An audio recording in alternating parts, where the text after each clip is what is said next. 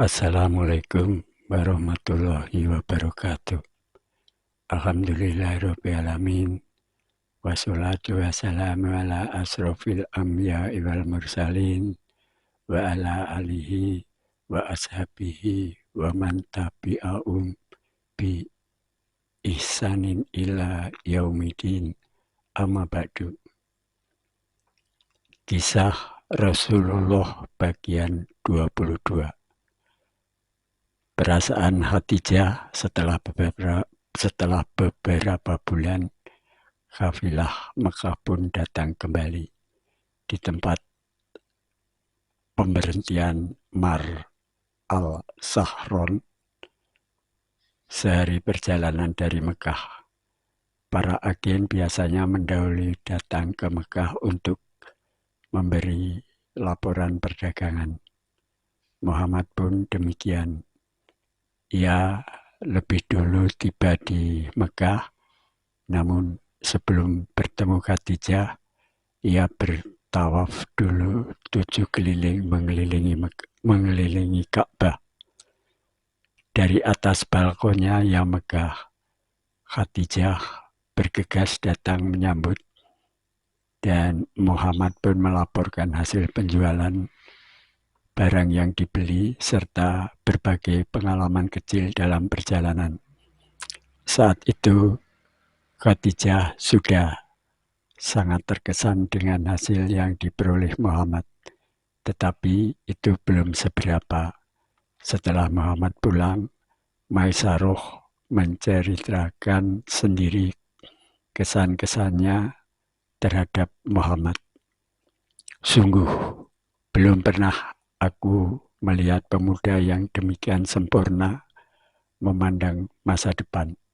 Keputusan-keputusannya selalu tepat dan perkiraannya tidak pernah salah. Ia juga sangat jujur dan sopan. Demikian sebagian kisah Maisarah. Khadijah betul-betul sangat terkesan dengan agen barunya itu. Warokah bin Naufal pun datang dan mendengar sendiri kisah Maisarah tentang Muhammad. Ada hal yang aneh pada diri Maisarah. Biasanya ia sangat menekankan laporannya pada masalah-masalah bisnis. Akan tetapi, kini persoalan dagang seolah-olah menjadi hal kecil. Yang dibicarakan Maisarah kali ini hanya tentang Muhammad dan Muhammad. Padahal keuntungan yang mereka dapat kali ini benar-benar luar biasa. Jika dikatakan bahwa Khadijah memiliki sentuhan emas, tepatlah apabila Muhammad disebut memiliki sentuhan penuh berkah. Ketika Warokah telah mendengar semua itu, ia tenggelam dalam pemikiran yang sungguh-sungguh. Setelah cukup lama berdiam diri, ia berkata kepada Khadijah, mendengar darimu dan dari Maisarah mengenai Muhammad dan juga dari apa yang kulihat sendiri, aku berpendapat bahwa ia memiliki semua sifat dan kemampuan sebagai seorang utusan Allah. Mungkin dialah yang ditakdirkan untuk menjadi salah seorang di antara para rasul pada masa yang akan datang. Pernikahan agung. Khadijah memilih teman seorang wanita bangsawan bernama Nafisah binti Munyah. Nafisah tahu setelah suami kedua Khadijah meninggal, banyak bangsawan Quraisy yang melamarnya, namun Khadijah menolak. Nafisah tahu bahwa Khadijah takut semua lamaran itu hanya bertujuan mengincar hartanya. Lebih dari itu, Nafisah juga tahu bahwa yang diinginkan Khadijah adalah seorang laki-laki berakhlak agung, Nafisah juga tahu bahwa ada satu laki-laki yang seperti itu di Mekah. Ia adalah Muhammad. Karena itu, begitu Khadijah membuka diri kepadanya tentang Muhammad, Nafisah tidak terkejut lagi. Khadijah meminta Nafisah mencari jalan untuk mengetahui bagaimana pandangan Muhammad tentang dirinya. Maka ketika Muhammad dalam perjalanan pulang dari Ka'bah, Nafisah menghentikannya. Nafisah pun bertanya, "Wahai Muhammad, Anda telah menjadi seorang pemuda, banyak lelaki yang lebih muda dari Anda telah menikah, dan beberapa di antaranya bahkan telah mempunyai anak. Mengapa Anda tidak menikah?" "Aku belum mampu menikah, ya Nafisah. Aku belum mempunyai kekayaan yang cukup untuk menikah." "Apa jawaban Anda jika ada seorang wanita yang cantik, kaya, dan terhormat mau menikah dengan Anda walaupun Anda belum mampu?" Muhammad balik bertanya dengan sedikit terperangah, "Siapakah wanita itu?" Nafisah tersenyum. "Wanita itu adalah Khadijah putri Khuwailid." Alis Muhammad tambah terangkat. "Khadijah? Bagaimana mungkin Khadijah mau menikah denganku? Bukankah Anda tahu bahwa banyak bangsawan kaya raya dan kepala-kepala suku di Arab ini yang telah melamarnya dan ia telah menolak mereka semua. Jika Anda mau menikahinya, katakan saja dan serahkan semuanya kepadaku. Aku akan mengurus semuanya." Ketika itu Abu Thalib menyetujuinya. Muhammad pun mengiyakan Nafisah. Maka pernikahan pun dilangsungkan. Sebagai pengantin, Muhammad datang didampingi paman-pamannya yang ikut berbahagia.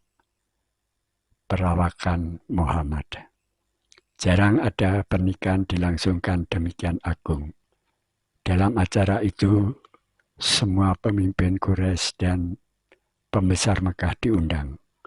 Mempelai laki-laki menunggang kuda yang gagah diiringi para pemuda Bani Hashim yang menghunus pedang. Sementara itu kaum wanita Bani Hashim berjalan lebih dulu dan telah di rumah mempelai wanita. Rumah Khadijah yang megah saat itu telah diterangi cahaya lilin dalam lampion-lampion yang digantung dengan rantai-rantai emas.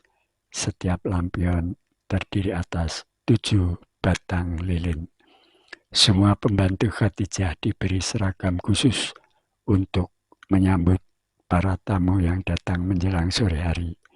Kamar pengantin benar-benar istimewa. Kain sutera dan brokat digantung begitu serasi, lantainya tertutup karpet putih dan diharumi dupa dari guci perak. Khadijah sendiri begitu anggun hingga tampak bercahaya seperti matahari terbit. Ia mengenakan pakaian pengantin yang sangat indah dan jarang ada duanya saat itu. Abu Thalib adalah wakil mempelai laki-laki dalam memberi sambutan, sedangkan Warokah bin Naufal adalah wakil pengantin wanita. Tidak ada laki-laki segagah Muhammad. Paras, wajahnya tampan dan indah, perawakannya sedang, tidak terlampau tinggi, juga tidak pendek, rambutnya hitam sekali dan bergelombang.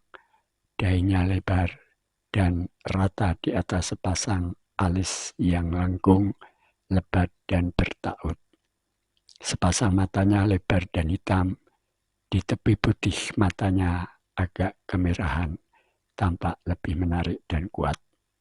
Pandangannya tajam dan bulu mata yang hitam pekat, hidungnya halus dengan barisan gigi yang bercelah-celah. Jambangnya lebar, berleher jenjang dan indah. Dadanya lebar dengan kedua bahu yang bidang. Warna kulitnya terang dan jernih dengan kedua telapak tangan dan kaki yang tebal.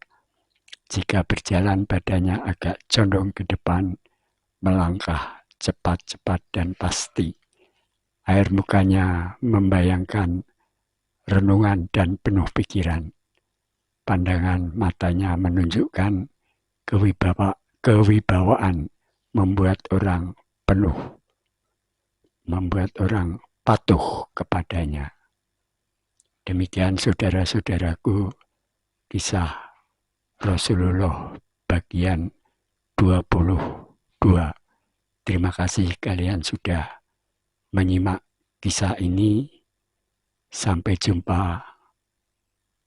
Wassalamualaikum warahmatullahi wabarakatuh.